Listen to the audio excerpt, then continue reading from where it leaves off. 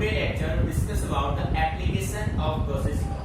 So प्यारे बच्चों, Gaussian law की एप्लीकेशन सोल्व करने से पहले हम स्टडी करेंगे Gaussian सरफेस. ठीक है भाई, Gaussian सरफेस क्या होता है बेटे? हेडिंग बना लीजिए सभी बच्चे. Our next topic is Gaussian surface.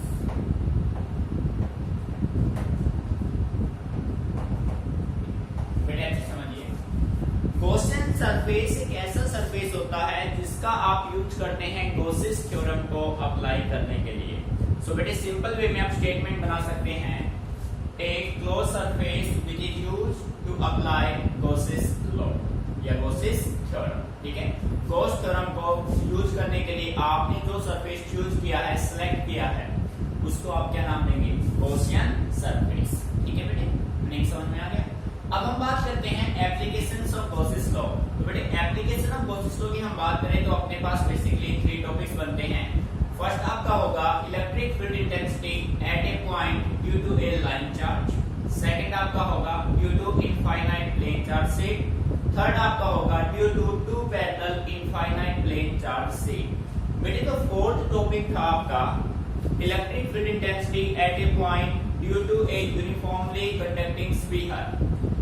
इस टॉपिक को सीबीएसई ने एकेडमिक ईयर 2020 एंड 21 के लिए सिलेबस रिड्यूस कर दिया है. ठीक है, तो बेटे ये टॉपिक अब आपको स्टडी नहीं करना है एकेडमिक ईयर 2020 और 21 के लिए. सो एप्लीकेशन ऑफ गॉसिस लॉ की हम बात करें तो अपने पास ओनली 3 टॉपिक्स बचते हैं. ठीक है, तो बेटे इन तीनों टॉपिक को वन बाय वन अब हम स्टडी करते हैं. तीनों ही टॉपिक इंपॉर्टेंट हैं, एग्जाम में आने के पूरी चांस है. ठीक है, तो बेटे सबसे पहले हम बात करते हैं अपने फर्स्ट टॉपिक की. ठीक है, देखो भाई बेटे आपका जो फर्स्ट टॉपिक है वो आपका है electric field intensity at a point due to a line charge. Due to a line charge. ठीक है बेटे, ध्यान से सुना भाई. जो क्वेश्चन है ना उसको अच्छे से आप समझ लो. क्वेश्चन को अच्छे से आपने रीड कर लिया तो आंसर अपने आप क्वेश्चन से निकल के आएगा. ये बात आपसे स्टार्टिंग से बोलता रहा. ठीक है, देखो बेटे आपको फाइंड आउट करना है इलेक्ट्रिक फील्ड इंटेंसिटी किसी पॉइंट पे और किसकी वजह से? Due to a line charge. Due to a line charge. ठीक है बेटे, इसी टॉपिक का सेकंड नेम होगा electric field intensity at a point due to uniformly charge straight wire. ठीक है, सेकंड नेम इसका होगा electric field intensity at a point due to infinite long straight charge wire. बात समझ आ रही है? तो प्यारे बच्चों, इलेक्ट्रिक फील्ड फाइंड आउट करने से पहले हमें क्या चाहिए? हमें चाहिए एक लाइन चार्ज. एक मिनट, डायग्राम अच्छे समझना है आपको. ये देखिए बेटे, यहाँ पे हमने ये बना लिया. हमने मान लिया कि अपने पास ये कोई एक लाइन चार्ज है. इस पे चार्ज है पॉजिटिव, ये charge. Late us consider a line of charge q having linear charge density lambda.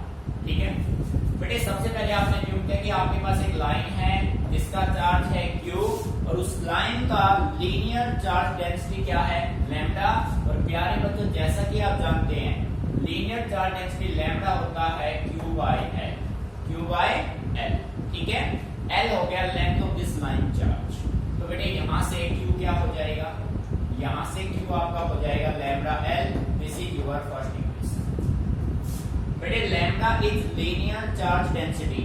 Q हो गया charge of line charge, L हो गया लेंथ ऑफ लाइन चार्ज. ठीक है, मीनिंग समझ में आ गया?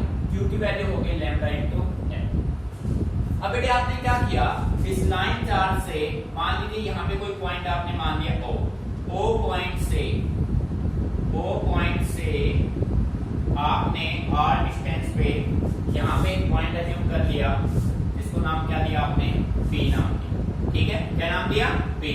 अब P पॉइंट पे आपको क्या फाइंड आउट करना है? P पॉइंट पे हमें फाइंड आउट करना है इलेक्ट्रिक फील्ड इंटेंसिटी. अब प्यारे बच्चों, करना क्या है? इस लाइन चार्ज के पॉइंट P के कोएक्सियल आप एक सिलिंड्रिकल सरफेस अज्यूम कर लीजिए. ठीक है, तो आपने किस तरीके से एक सरफेस मेंटेन किया? ठीक है बेटे, ये हो गया अपना एक सिलिंड्रिकल सरफेस.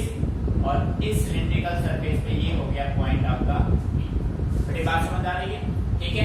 अब यहाँ पे जो इलेक्ट्रिक फील्ड के डायरेक्शन होंगे वो लाइन के हमेशा क्या होगा, परपेंडिकुलर होगा भाई। लाइन के हमेशा क्या होगा, परपेंडिकुलर। मेरी बात समझ आ रही है? ये हो गई direction of electric field intensity E, ठीक है। अब आपके पास एक सरफेस ये हो गया, इसको आपने नाम दे दिया DS1। फिर एक सरफेस आपके पास ये हो गया, जिसका नाम आपने दिया DS2। एक सरफेस आपके पास ये हो गया, जिसको आपने नाम दिया DS3। मेरी बात समझ आ रही है? अब आप देख रहे हैं कि ये surface DS1, DS2, DS3, electric field DS1 के पैरेलल है, DS2 और DS3 के क्या है, परपेंडिकुलर है। बेटे मीनिंग आ रहा है समझ में? और इस सिलेंडर का जो कंप्लीट लेंथ है वो बेटे कितना है, L। L is the length of the cylindrical surface, ठीक है। तो बेटे ये हो गया आपका डायग्राम, अच्छे से इसको समझना है। हमें फाइंड आउट करना है इलेक्ट्रिक फील्ड इंटेंसिटी इस पॉइंट P में, ठीक है। मीनिंग यहां तक क्लियर? बेटे सबसे मेन है आपका ज्योमेट्री। ज्योमेट्री बिल्कुल सही हो गया तो डेरिवेशन अपने आप क्लियर हो जाएगा। हमें फाइंड आउट करना है इलेक्ट्रिक फील्ड इंटेंसिटी और with the help of Gauss's theorem, ठीक है।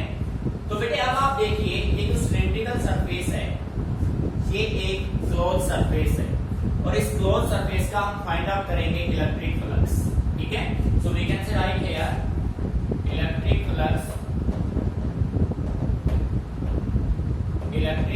passing through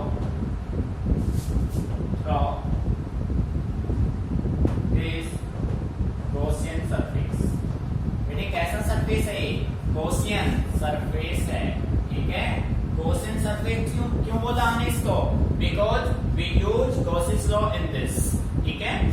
Gaussian सरफेस, तो प्यारे बच्चों phi is equal to surface कैसा है भाई, क्लोज E ds, ठीक है। तो बेटे अपने पास क्या होगा, ये होगा। अब इसको अगर मैं रिजोल्व कर दूं तो मेरे पास क्या आएगा, सरफेस को ओपन कर दीजिए, EDS1 EDS2 प्लस EDS। बेटे बात समझ में आ रही है? अब जब आप डायरेक्शन को रिप्लेस करेंगे तो एंगल का आप यूज करेंगे। So phi is equal to E constant find out करना है भाई, या आप ऐसा कर लो EDS1 cos 0। बेटे सरफेस 1 के लिए DS1 में इलेक्ट्रिक फील्ड E और DS दोनों के डायरेक्शन क्या है, सेम डायरेक्शन है, तो एंगल क्या बनेगा, 0। DS2 और DS3 के रेस्पेक्ट में अगर हम बात करें तो इलेक्ट्रिक फील्ड क्या बना रहा है, परपेंडिकुलर। क्या बना रहा है भाई, perpendicular. So we can say write here EDS2 cos 90 plus EDS3 cos 90, ठीक है।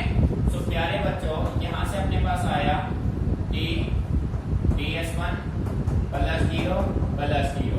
अब बेटे DS की बात करें, ये सरफेस कैसा है, सिलिंड्रिकल है। सिलेंडर का DS क्या होता है, phi is equal to E 2 pi r L। बेटे मैंने क्लियर, सिलेंडर का DS क्या होगा, 2 pi r L। This is your first equation. बड़ी बात समझ आ गई भाई, आपने फाइंड आउट कर दिया electric flux passing through this close surface, ठीक है। फर्स्ट इक्वेशन आ गया।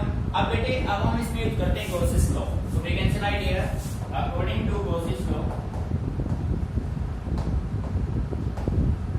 बेटे गॉसिस लॉ कहता है total electric flux phi is equal to 1 upon epsilon naught times the charge enclosed, ठीक है। बेटे मीनिंग आ रहा है समझ में, चार्ज एनक्लोज इस कंप्लीट गॉसियन सरफेस में कितना चार्ज एनक्लोज हुआ वो आपने फाइंड आउट किया है इक्वेशन फर्स्ट में। इक्वेशन फर्स्ट में Q की वैल्यू क्या है, लैम्डा L। phi आप कह सकते हैं but Q is equal to lambda L from equation first. बेटे इक्वेशन फर्स्ट से Q की वैल्यू अपने पास क्या है, लैम्डा L। उत्तर देखिए phi is equal to lambda L upon epsilon naught। This is your equation. बेटे फर्स्ट आप मान चुके, सेकंड है और ये कौन सा हो जाएगा, थर्ड, ठीक है। अब देखो भाई सेकंड में भी मैं अपने पास फ्लक्स है, थर्ड में भी अपने पास फ्लक्स है। सो प्यारे में तो दोनों इक्वेशंस को आप क्या कर दीजिए, इक्वेट कर दो। We can say write here on equating equation second and third we get, देखो बेटे जब आप सेकंड और थर्ड को इक्वेट करेंगे तो E into 2 by R L is equal to lambda L by epsilon naught, ठीक है। सो बेटे एल से एल क्या हो जाएगा, cancel, and E is equal to lambda upon 2 by R epsilon naught. This is your required result.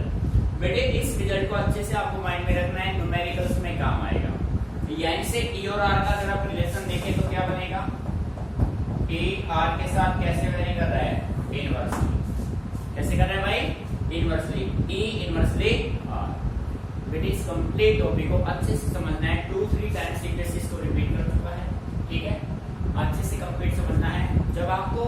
जब test में हम इसको दें तो आपको कंप्लीट स्टेटमेंट के साथ इसको करना है। देखो मैं अभी आपको ओनली रिवाइज करा रहा हूँ चीजों को, ठीक है। फर्स्ट टाइम मैं आपको कंप्लीट विद स्टेटमेंट अपडेट करा चुका हूँ, अब आपको कंप्लीट रिवाइज किया जा रहा है। तो बेटे आपसे जब टेस्ट में हम क्वेश्चन इस टाइप के दे तो आपको विद स्टेटमेंट कंप्लीट करना, ना कि आप इस तरीके से शॉर्टकट यूज करें, ठीक है। कैसे आपने सिलेंड्रिकल सरफेस बनाया, लाइन चार्ज दिया, सब आपको स्टेटमेंट में काउंट करना है, ठीक है। तो बेटे टॉपिक को अच्छे से समझिए, कोई भी प्रॉब्लम आती है तो आप मेरे से डिस्कस कीजिए, ठीक है। Understand it carefully.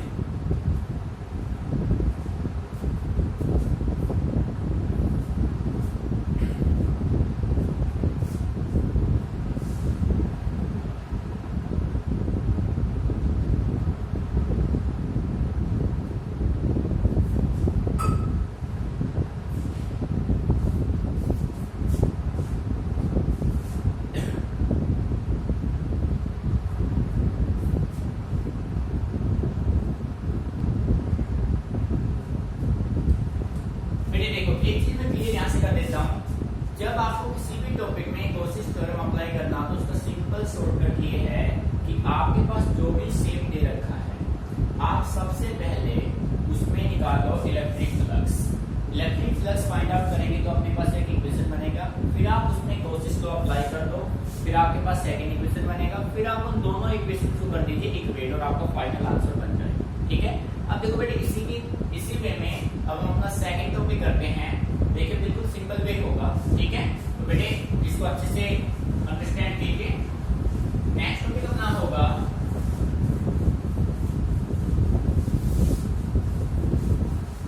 बेटे इनको अच्छे से प्रैक्टिस भी करना है, क्योंकि जितना प्रैक्टिस करोगे ना परफेक्टनेस उतना इंक्रीज होगा आप लोगों का, ठीक है। देखो बेटे नेक्स्ट टॉपिक अपना है electric field intensity at a point due to N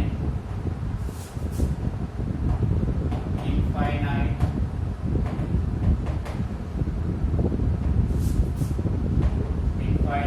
plain charge से इनफाइनाइट प्लेन चार्ज से। टॉपिक के लैंग्वेज को समझो भाई। आपको फाइंड आउट क्या करना है, इलेक्ट्रिक फील्ड इंटेंसिटी कहां पे, किसी पॉइंट पे, किसकी वजह से, due to an infinite plane charge से। तो डियर स्टूडेंट सबसे पहले हमारे पास क्या होना चाहिए, सबसे पहले अपने पास होना चाहिए एक इनफाइनाइट प्लेन चार्ज सीट होना चाहिए ना, ठीक है। तो बेटे मैं करता क्या हूं, सबसे पहले मैंने यहाँ पे अज्यूम किया, मैंने एक बात को ध्यान से सुनना, ठीक है। बेटे देखो मैंने यहाँ पे मान लिया कि मेरे पास ये कोई एक इनफाइनाइट प्लेन चार्ज सीट है,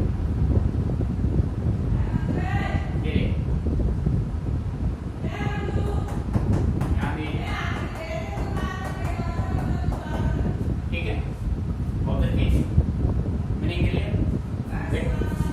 बेटे ये आपके पास हो गया एक इनफाइनाइट प्लेन चार्ज सेट, ठीक है।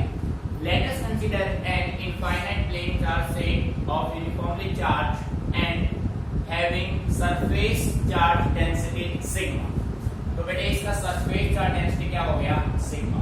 देखो बेटे लाइन का डेंसिटी होता है लैम्डा, सरफेस का होता है सिग्मा, और सिग्मा अपना होता है Q by A, charge upon area. तो बेटे यहाँ से आप राइट कर सकते हैं Q 8, ठीक है, and this is your first equation. बेटे ये कौन सा इक्वेशन हो गया?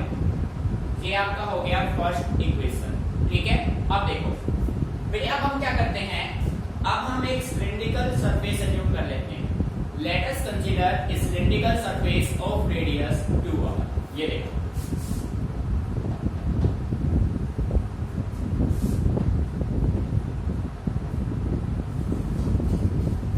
देखना मेरे ध्यान से बेटे, आपने ये एक सिलिंड्रिकल सरफेस लिया, ठीक है।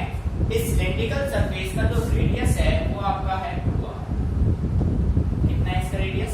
2r, ठीक है। अब हमने क्या किया, अब हम इस प्लेन चार्ज शीट को यहां से उठा के इस सिलेंडर पे रख देते हैं। बेटे जब आप इस प्लेन चार्ज शीट को सिलेंडर पे पुट करेंगे ना, तो ये प्लेन चार्ज शीट इस सिलेंडर को 2 इक्वल पार्ट्स में डिवाइड कर देगा। इस तरीके से देखो भाई, ये कंडीशन मेंटेन करेगा।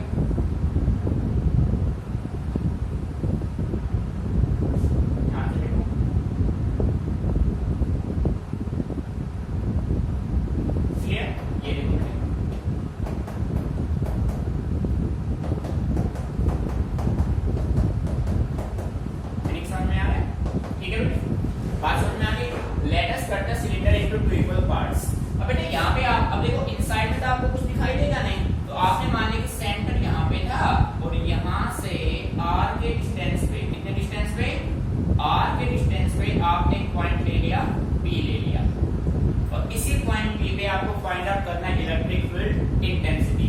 सो बेटे इस पॉइंट का जो एरिया होगा वो ये होगा ds1, नाम दे देता हूं मैं ds1, ठीक है। अब जो इलेक्ट्रिक फील्ड होता है ना बेटे, ध्यान से सुनना, इलेक्ट्रिक फील्ड लाइन के होगा परपेंडिकुलर और प्लेन के होगा पैरेलल। तो इसका मतलब ये डायरेक्शन होंगे इलेक्ट्रिक फील्ड लाइंस की, ये हो गए इलेक्ट्रिक फील्ड लाइंस के, ठीक है। अब देखो इसका कुछ ना कुछ एरिया होगा, ये है इलेक्ट्रिक फील्ड, और बेटे ये क्या है? ds2, clear. ये देखो ऐसे इसका कुछ ना कुछ एरिया होगा, तो ये होगा ds3। बेटे बात समझ में आ रही है? और अब इस प्लेन चार्ज शीट को वहां से मैं रख कर देता हूं। ये देखो इसको हमने यहां से रख दिया, डायग्राम से क्लियर। बेटे सबसे पहले आपने एक इनफाइनाइट प्लेन चार्ज शीट लिया, उसका सरफेस चार्ज डेंसिटी है सिग्मा, फिर आपने एक सिलिंड्रिकल सरफेस लिया जिसका लेंथ है 2r, ठीक है। अब हमने क्या किया, इस इनफाइनाइट प्लेन चार्ज शीट को इस सिलेंडर के मिड पॉइंट पे रखा, जो सिलेंडर को 2 इक्वल पार्ट्स में डिवाइड करता है। टोटल लेंथ 2r था, ये r हो गया, ये भी r हो गया। हमने O पॉइंट से r डिस्टेंस पे पॉइंट लिया P, और इसी पॉइंट पे हमें फाइंड आउट करना है इलेक्ट्रिक फील्ड इंटेंसिटी। क्लियर है? मैंने यहां तक अच्छे से क्लियर। बेटे सरफेस ds1 इलेक्ट्रिक फील्ड के परपेंडिकुलर है, surface ds2 ds3 electric field के पैरेलल है, ठीक है। अब देखो करना क्या है,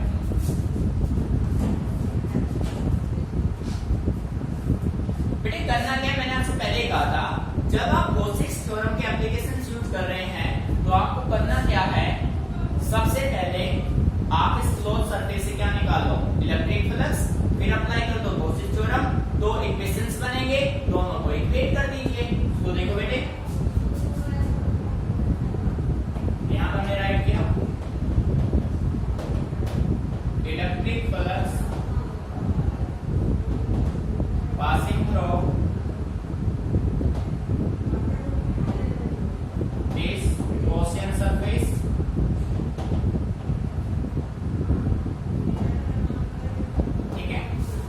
electric flux pass through this Gaussian surface जो अपना होगा वो होगा phi equal to close surface ds। अब बेटे अपने पास 3 सरफेस हैं, ds1 ds2 ds3, so we can write here phi is equal to ds1 ds2 ds3, ठीक है।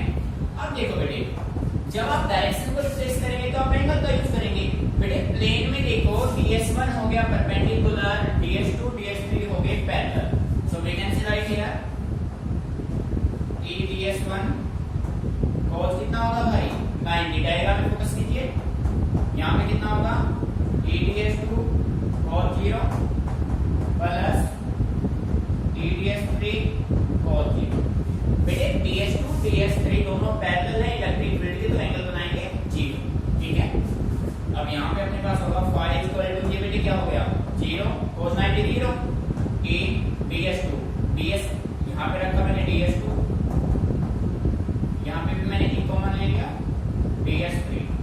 अब बेटे ds अपना होता है area, so we can say write EA plus EA is equal to 2EA, this is your second equation.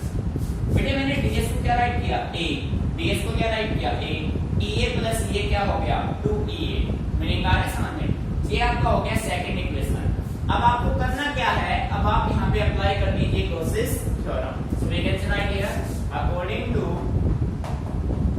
Gauss's law net plus phi is equal to 1 upon epsilon naught into charge angle।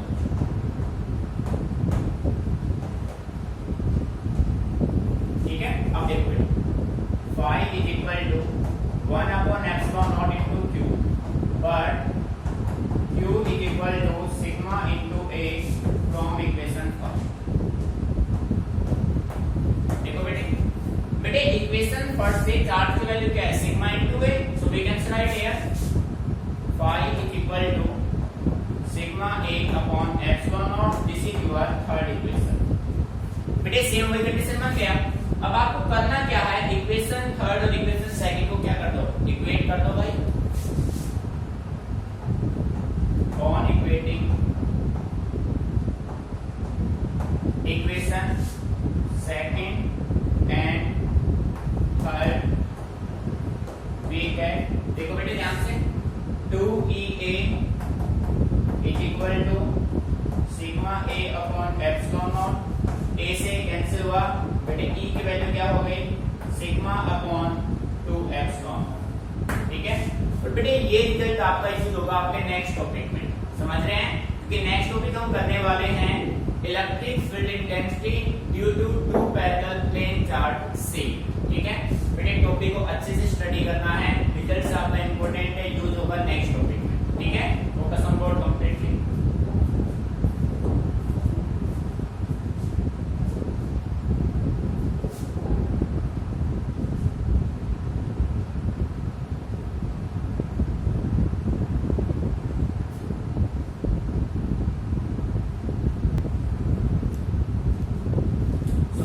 Line charge की तरह surface का density वाला concept भी आपका same रहा। बस करना क्या है, जहां भी आप गॉसेस थ्योरम का यूज करेंगे ना, वहां पे आपको क्लोज सरफेस में सबसे पहले निकालो electric flux passing through this surface, उसके बाद आप अप्लाई कर दीजिए गॉसेस लॉ, दोनों इक्वेशन को आप कर दीजिए इक्वेट, आपका रिजल्ट सामने।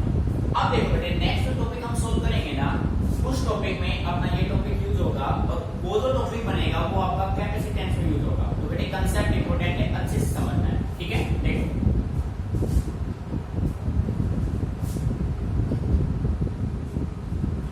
मैं इसको रख कर रहा हूं, नेक्स्ट हेडिंग बना दो।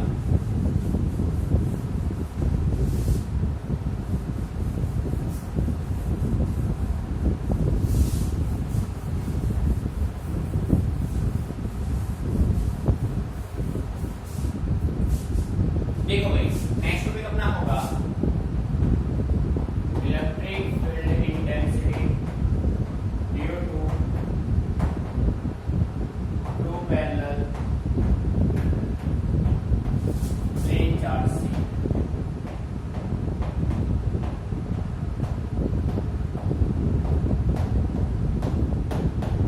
ठीक है, देखो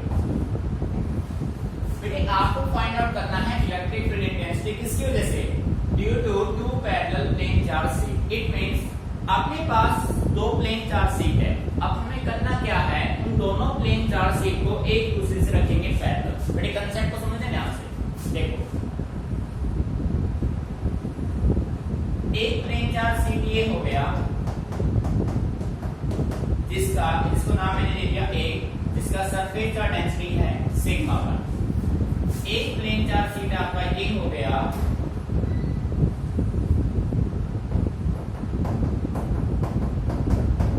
जिसका सरफेस का डेंसिटी सिग्मा 2 और क्या मान लिया B। बेटे sheet A and B of surface charge densities sigma 1 and sigma 2 are placed parallel to each other। बड़ी मीनिंग आए समझ में। हम मान लेते हैं कि हमारे पास दो प्लेन चार्ज शीट A और B हैं जिनके सरफेस चार्ज डेंसिटी है सिग्मा 1 एंड सिग्मा 2, ठीक है बेटे, और दोनों एक दूसरे के क्या हैं, पैरेलल हैं, ठीक है। अब इलेक्ट्रिक फील्ड का इफेक्ट हम देखें बेटे, ये इलेक्ट्रिक फील्ड होगा E1 और E1। बेटे आपने देखा कि मैंने लाइन इसमें से क्रॉस नहीं किया। क्रॉस क्यों नहीं किया? क्योंकि electric field inside a conductor क्या होता है बेटे, जीरो। कोई भी इलेक्ट्रिक फील्ड लाइन किसी भी कंडक्टर में से पास नहीं हो सकता। क्यों नहीं हो सकता? Because electric field inside a conductor is zero. अब बेटे सेकंड ये आपने लिया E2 एंड E, ठीक है। अब बेटे आप ये देखो, ध्यान से समझना है, अपने पास 3 रीजन बन गए, first region, second region and third region. 3 region हो गए, ठीक है बेटे। मीनिंग आ रहा है समझ में? Electric field intensity due to A निकालेंगे, ड्यू टू B निकालेंगे, ठीक है। यहां पे देखो बेटे, electric field intensity due to sheet A। बेटे शीट A की वजह से एक सिंगल शीट का जो इलेक्ट्रिक फील्ड इंटेंसिटी अपना आया था उसका रिजल्ट था सिग्मा अपॉन 2 एप्सिलॉन नॉट। अभी हम फाइंड आउट कर चुके हैं, उसको आपने नाम दिया E1 sigma upon 2 epsilon naught. और सिग्मा कौन सा बेटे, सिग्मा 1, क्योंकि शीट A का सरफेस का डेंसिटी क्या है, sigma 1। This is your first equation. Similar किसका निकालो भाई, B का। देखो बेटे, electric field intensity due to sheet B। बेटे शीट B की बात करें तो E2 क्या होगा, sigma 2 upon 2 epsilon naught. This is your second equation. बेटे मीनिंग आ रहा है समझ में? अगर हम इन दोनों शीट्स के इलेक्ट्रिक फील्ड फाइंड आउट करें सेपरेटली तो अपने रिजल्ट्स ये होंगे।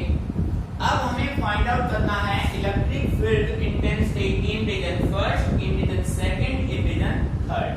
बेटे फर्स्ट रीजन में E1 और E2 दोनों के डायरेक्शन सेम हैं तो दोनों सम हो जाएंगे। E1 E2 सेकंड रीजन में अपोजिट डायरेक्शन में है तो उनका डिफरेंस आ जाएगा। थर्ड रीजन में दोनों सेम सेंस में है तो इनका भी क्या होगा, सम होगा। देखो बेटे अब हमने यहाँ पे फाइंड आउट किया electric field intensity in region first. बेटे फर्स्ट रीजन में नेट इलेक्ट्रिक फील्ड क्या होगा आपका, E1 plus E2, E1 plus E2। Value put कर दीजिए भाई, तो E फर्स्ट क्या होगा ना बेटे, E1 की वैल्यू क्या है, sigma 1 upon 2 epsilon naught plus sigma 2 upon 2 epsilon naught. So dear student E first region में अपना क्या होगा, 1/2 एप्सिलॉन नॉट आप कॉमन ले लीजिए और यहाँ पे आएगा सिग्मा 1 प्लस सिग्मा 2। बेटे मीनिंग आ रहा है समझ में? ठीक है, अच्छे से क्लियर भाई। 1/2 epsilon naught sigma 1 plus sigma 2। ऐसे ही हम फाइंड आउट करेंगे electric field intensity in region second. बेटे सेकंड रीजन की हम बात करें तो E2 जो अपने पास होगा वो क्या होगा, E1 माइनस E2। देखो भाई सेकंड रीजन में फॉरवर्ड में बैकवर्ड दोनों के सेंस अपोजिट, वैल्यू पुट कर दीजिए। तो बेटे दोनों में कॉमन क्या आया था, 1/2 एप्सिलॉन नॉट और ये क्या होगा, सिग्मा 1 माइनस सिग्मा 2। ये रिजल्ट हो जाएगा। मीनिंग आ रहा है अच्छे से क्लियर? ठीक है। अब देखो बेटे थर्ड रीजन में हम बात करें electric field intensity in region third. बेटे थर्ड रीजन में जो नेट ये होगा, अब आप देखो E1 E2 दोनों के डायरेक्शन सेम है तो सम हो जाएगा E1 plus E2। E is equal to 1/2 epsilon naught sigma 1 plus sigma 2। बेटे यहाँ तक मीनिंग अच्छे से क्लियर? एक बार इसको समझ लीजिए फिर अप्लाई करेंगे स्पेशल केसेस, ठीक है।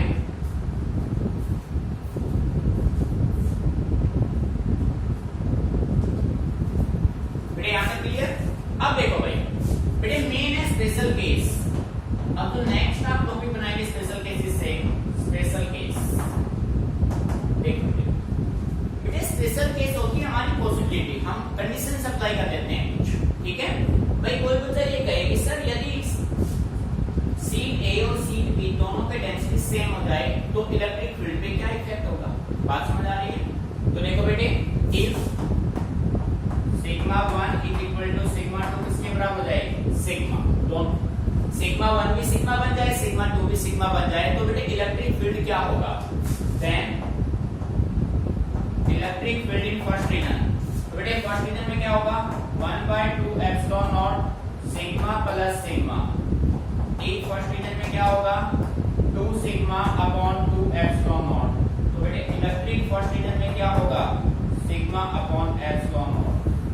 प्यारे बच्चों ये रिजल्ट काफी इंपॉर्टेंट है जिसका आप यूज करेंगे कैपेसिटेंस में, माइंड में रखना इसको। अगर हम ऐसा मान लें कि फर्स्ट सीट और सेकंड दोनों के सरफेस का डेंसिटी सेम है, sigma 1 equal to sigma 2 both are equal to sigma, then E1 अपना होगा sigma upon epsilon not, E2 भी अपना E2। अब यहां से E2 क्या हो जाएगा, E2 क्या हो जाएगा बेटे, 0। E2 क्या हो जाएगा, 0, और E3 आपका क्या होगा, सिग्मा अपॉन एप्सिलॉन। बेटे इसको अच्छे से समझना है आपको, मेन पॉसिबिलिटी है आपकी, ठीक है।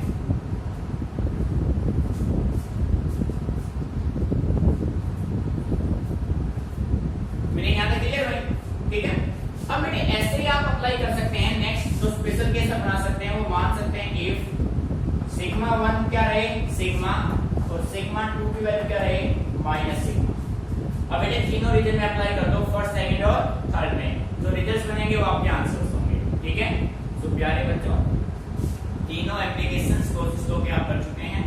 फोर्थ जो टॉपिक आपका रहा है कंडक्टिंग स्फीयर, जो इस बार सिलेबस में नहीं है उसको आप ड्रॉप कर देंगे। इन तीनों टॉपिक्स की अच्छे से आप प्रैक्टिस करेंगे, ठीक है। और फिर इसके बाद हम करेंगे